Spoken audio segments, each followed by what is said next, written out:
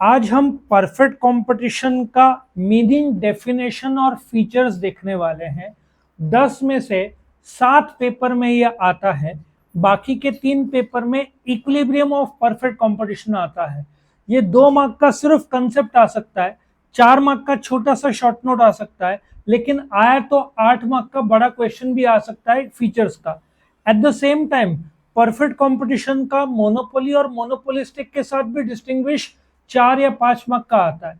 सो ये क्वेश्चन इस चैप्टर में सबसे ज्यादा इंपॉर्टेंट है। ठीक है, नाउ ये कंसेप्ट समझते हैं, परफेक्ट कंपटीशन। नाउ हमने मार्केट का कंसेप्ट समझा था, जहां पे network of relationship between buyer and seller है। अब मार्केट है तो क्या रहेगा, उसमें कंपटीशन रहेगा। बट कुछ इकोनॉमिस्ट का सोचा हुआ ये एक ऐसा मार्केट है जिसमें competition is in its highest form, most perfect form. अब आप एक चीज समझो, परफेक्ट वर्ड कहीं पे भी मौजूद नहीं है। ठीक है, हम भगवान को बोल सकते हैं परफेक्ट, लेकिन बाकी कंपटीशन मार्केट का तो हो ही नहीं सकता। इसका मतलब ये थ्योरेटिकल कंसेप्ट है। प्रैक्टिकल कुछ पॉइंट्स वैलिड है, जैसे इसके फीचर्स हम देखेंगे, कुछ पॉइंट्स प्रैक्टिकल है, बट ऐसे पॉइंट्स है जो इसको इम्प्रैक्टिकल बनाता है। ये थ्योरेटिकल कंसेप्ट है, सोचा हुआ बाय सम इकोनॉमिस्ट की मार्केट का कंपटीशन एकदम परफेक्ट है। ठीक है, सो आई होप यू अंडरस्टैंड कि परफेक्ट कंपटीशन एक आइडियल और इमेजिनरी कंसेप्ट है। जैसे एक आइडियल स्टूडेंट कैसे होना चाहिए, सवेरे जल्दी उठे, जिम में जाए, स्टडी करे और बाकी पूरा प्लानिंग करे। अचीवमेंट तभी तो होता है, अचीवमेंट ऐसे थोड़ी होता है, उसके लिए एक डिसिप्लिन अप्रोच लगता है, सेल्फ कंट्रोल लगता है, तो वो तब जाकर वो परफेक्ट के लेवल पे आता है। ठीक है, सो परफेक्ट कंपटीशन का मीनिंग हम देखेंगे, जहां पे demand for the output is perfectly elastic. मतलब अब ये कंसेप्ट 50-100 साल पुराना है। इसका मतलब ये है कि आप जो भी बनाते हो बिक जाएगा। परफेक्टली इलास्टिक मतलब ऐसा होगा ही नहीं आपके पास स्टॉक बचेगा, आपका स्टॉक शून्य हो जाएगा। आप जो भी बनाओगे पूरा बिक जाएगा। परफेक्टली इलास्टिक मतलब जो भी, अच्छा आपके पास स्टॉक बचा तो दाम कम हो जाएगा, स्टॉक बेच दोगे आप। समझ में आया?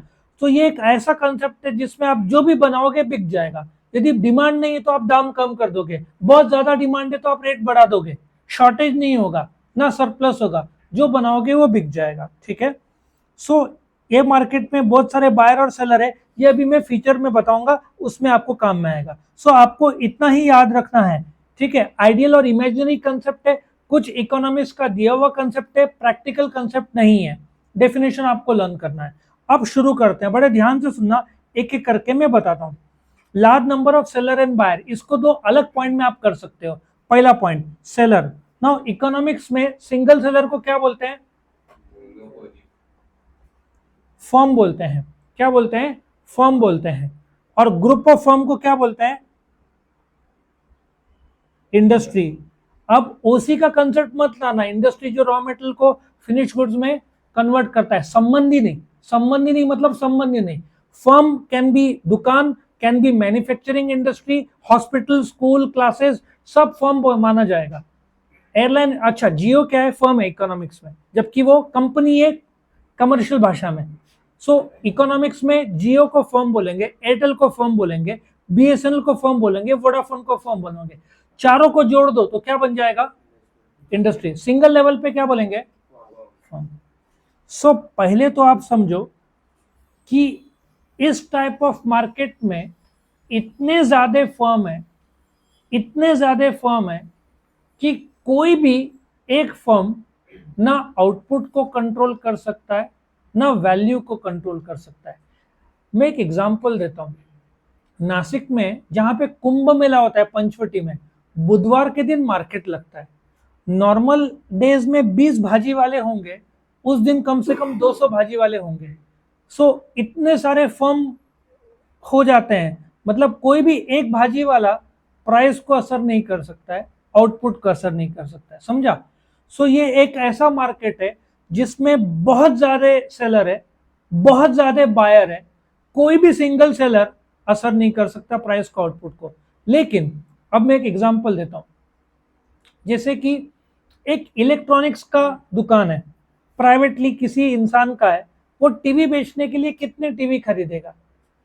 अभी दिवाली के टाइम में संबंध ही नहीं, 50 गलत बोल रहा है, 5 या 10 एलईडी, 5 या 10 महंगे, 50,000 टू 1 लाख, 5-10 के ऊपर वो खरीदेगा नहीं, स्टॉक पुराना हो जाता है, ठीक है।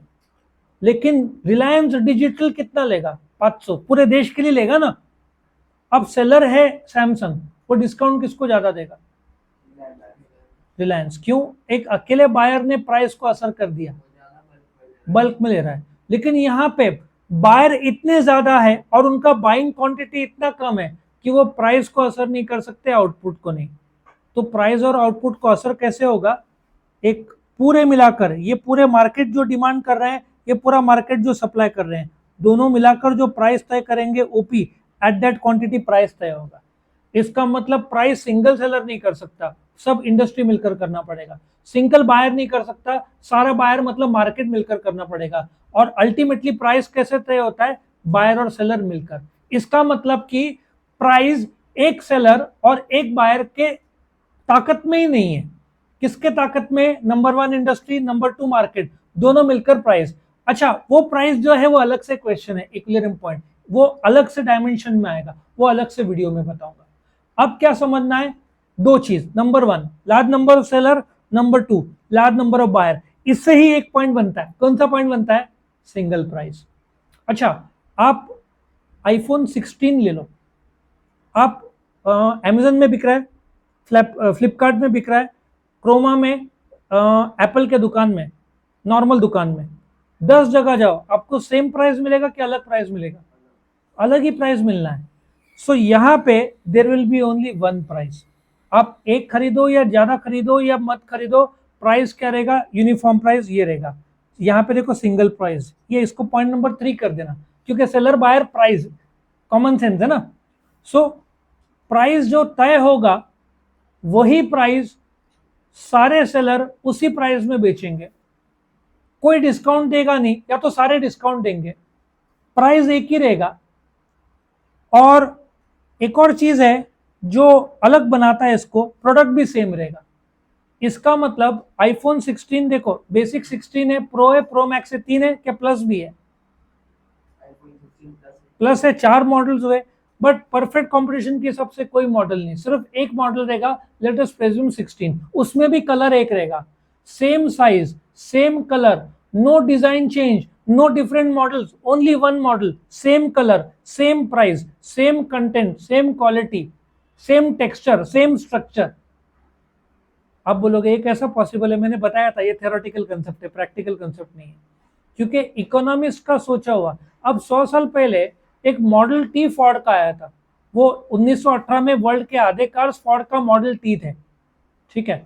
और 1908 में 18,267 गाड़ी बेचा था, और उसने एक कंसेप्ट लाया, एक ही कलर होगा गाड़ी का। उसने बोला था आपको जो कलर चाहिए हम देंगे, हो लेकिन शर्त है कि वो काला होना चाहिए। ये उसका मार्केटिंग टेक्निक था। सस्ता पड़ता है ना एक ही कलर में, तो ये उसके आसपास कंसेप्ट आया होगा। मतलब देयर विल बी नो, आज आप किया सेल्टॉस लेने जाओ, आपको 15 से 18 मॉडल्स मिल जाएगा सिर्फ सेल्टॉस का, बेसिक, ऑटोमेटिक, इतना कंटेंट उसमें है। आप आजकल ब्रेजा या कोई भी अर्टिगा लो, 10, 15, 18 तो आपको एक मॉडल में वैरायटी मिलेगा। डीजल, पेट्रोल, शुरू सी से होता है, CDI, फिर आगे बढ़ता है VXI, SXI, और normally highest model is the ZXI, ऐसे वो आगे बढ़ता है, उसमें भी वेरिएंट रहता है। तो आज एक कार में आपको 15 से 18 वैरायटी ऑफ मॉडल मिल जाएगा, उसमें भी e vehicle, petrol, diesel, CNG। सो यहाँ पे ऐसा कुछ नहीं, एक ही मॉडल होगा, एक ही कलर होगा, एक ही साइज होगा, एक ही शेप होगा, there will be no different colours available. So आप बोलोगे फायदा क्या? दुकानदार डिस्काउंट दे नहीं रहा है, प्रोडक्ट में, कंटेंट में फर्क नहीं है, तो आप दुकानदार के पास जाओगे by chance other than choice. यहाँ पे आपके पसंदीदा दुकानदार के पास आप जाओगे जहाँ डिस्काउंट मिलेगा, यहाँ ऐसा कुछ नहीं है, दाम एक ही है। सो होमोजीनियस प्रोडक्ट देखो, साइज, डिजाइन, कलर, टेस्ट सब सेम। अच्छा, अब एक आइडिया बताता हूँ लर्न करने के लिए। Seller, buyer, product, price, 4 point हुए ना। Seller, large number of seller, buyer, large number of buyer, product, homogeneous product, price, uniform price या सिंगल प्राइस। उसके बाद इसको फिर 5th पॉइंट कर देना, free entry and free exit. Now आज के मार्केट में आपको कोई दुकान डालना है तो शॉप एक्ट का कायदा लागू हो जाता है, कंपनी डालना है तो कंपनीज एक्ट 2013 का कायदा लागू हो जाता है, रजिस्टर कराना पड़ता है।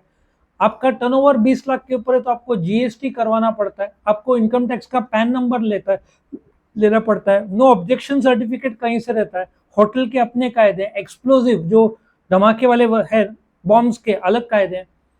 यहाँ पे ऐसा कुछ नहीं है, जिसको मार्केट में एंटर होना है आए, जिसको कम्पीट करना है मार्केट में आए, जिसको कम्पीट नहीं करना है छोड़ के जाए। इसका मतलब इससे आपका एक और पॉइंट कनेक्ट होगा आगे का, नो गवर्नमेंट इंटरवेंशन। ये डायरेक्टली कनेक्टेड है टू द 8 पॉइंट। कैसे? कोई भी आ सकता है, कोई भी जा सकता है, गवर्नमेंट का दखलंदाजी शून्य है। इसका मतलब गवर्नमेंट का लाइसेंसिंग नहीं है, रजिस्ट्रेशन नहीं है, टैक्स नहीं है। आप बोलोगे ऐसा कैसा? दुबई में था टैक्स नहीं था, लेकिन अभी भी वहां पे प्रोडक्ट पे वैट लागू कर दिया 5% का, 5 है ना, बाकी जगह तो फ्री है। और 2019 के आसपास उन्होंने लॉन्च किया था, 2019 से पहले नहीं था।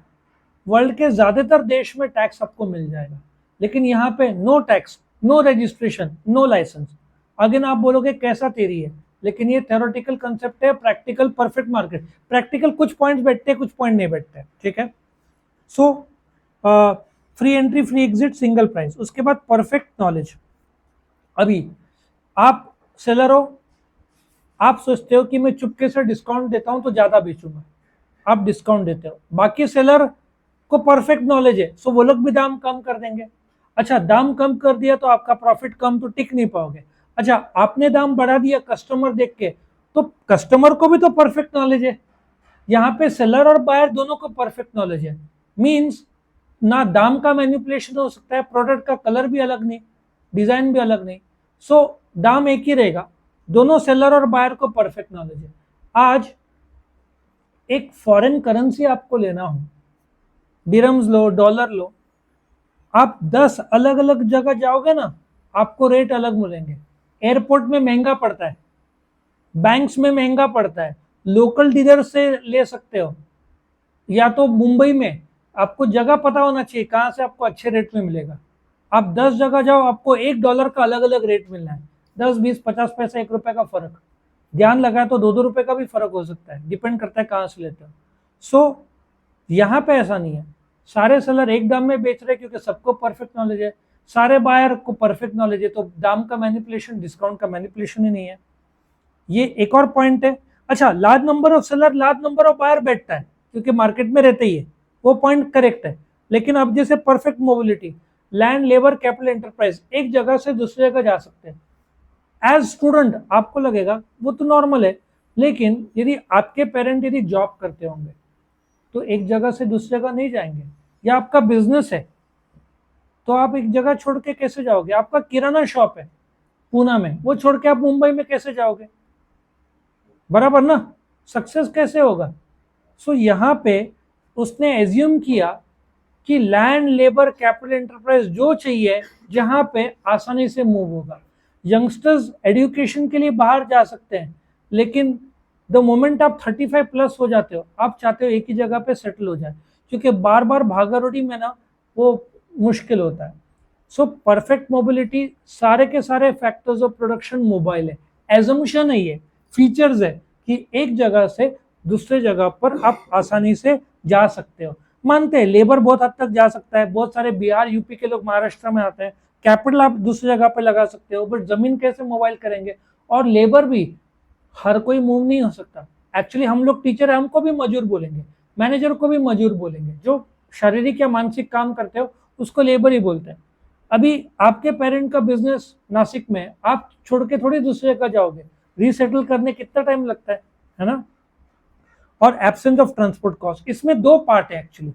ट्रांसपोर्ट कॉस्ट है तो सबके लिए सेम है ताकि प्राइसिंग में चेंज ना हो, और एजम्पशन क्या है? ट्रांसपोर्ट कॉस्ट ही नहीं है, ये भी गलत बात है, प्रैक्टिकल नहीं है।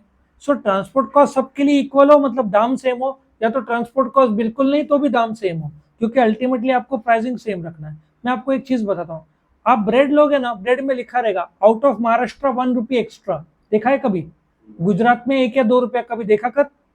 कैडबरी खाएगा तो देखा कर, कैडबरी में नहीं लिखा रहता है, ब्रेड में लिखा रहता है आउट ऑफ महाराष्ट्र 1 या 2 रुपए ज्यादा लेते हैं वो लोग, और महाराष्ट्र के अंदर रेट अलग रहता है, क्योंकि ट्रांसपोर्ट का कॉस्ट बढ़ता है ना, तो उस प्रोडक्ट का कॉस्ट जो लोकल प्रोडक्ट्स रहते हैं जिसका ब्रांड है, देखो चितले बंधु करके एक है पूना बेस्ड, उनका ब्रांड अच्छा बिल्डअप हो रहा है, वो लोग गुजरात में बेचेंगे ना कुछ चीजें प्रोडक्ट्स, हो सकता है वो लोग 1 या 2 रुपीज ज्यादा लगा। सो वो कॉस्ट ट्रांसपोर्ट के वजह से, टैक्स के वजह से नहीं, क्योंकि ब्रेड का जो टैक्स है वो इंडिया में सेम है, उसमें लोकल लेवल पे कुछ मैनिपुलेट नहीं कर सकते, वो रेट सेम रहेगा। सो ट्रांसपोर्ट कॉस्ट या बिल्कुल नहीं है या सबके लिए सेम है। और लास्ट का पॉइंट क्या है, नो गवर्नमेंट, मैंने ऑलरेडी बता दिया गवर्नमेंट का दखल अंदाजा नहीं। मैं आपको लर्न करने का एक टेक्निक बताता हूँ। पहला क्या बताया, सेलर, बायर, प्रोडक्ट, प्राइस, और सोचना कि प्राइस प्रोडक्ट फ्री है, सेलर, बायर, प्रोडक्ट, ऐसा सोचो प्रोडक्ट और प्राइस जो फ्री है हुआ, और फिर प्रोडक्ट परफेक्ट सोचना, जिससे आपको परफेक्ट नॉलेज और परफेक्ट मोबिलिटी पता चल जाएगा। So seller, buyer, product, price, product free है सोचना, और बायर का नॉलेज परफेक्ट है, परफेक्ट नॉलेज, परफेक्ट मोबिलिटी। इससे देखो पॉइंट कैसे घूमेंगे, seller, large number of seller, large number of buyers, homogeneous product, फिर प्राइसिंग में मतलब यूनिफॉर्म प्राइस, अब प्राइस फ्री है तो free entry free exit, perfect knowledge है और परफेक्ट मोबिलिटी हुआ, और नो गवर्नमेंट इंटरफेरेंस हुआ। तो ऐसे आप दिमाग लगाओगे तो आपके सारे के सारे पॉइंट्स लर्न हो जाएंगे। किसी को कोई डाउट नहीं, तो यहाँ पे खत्म करते हैं।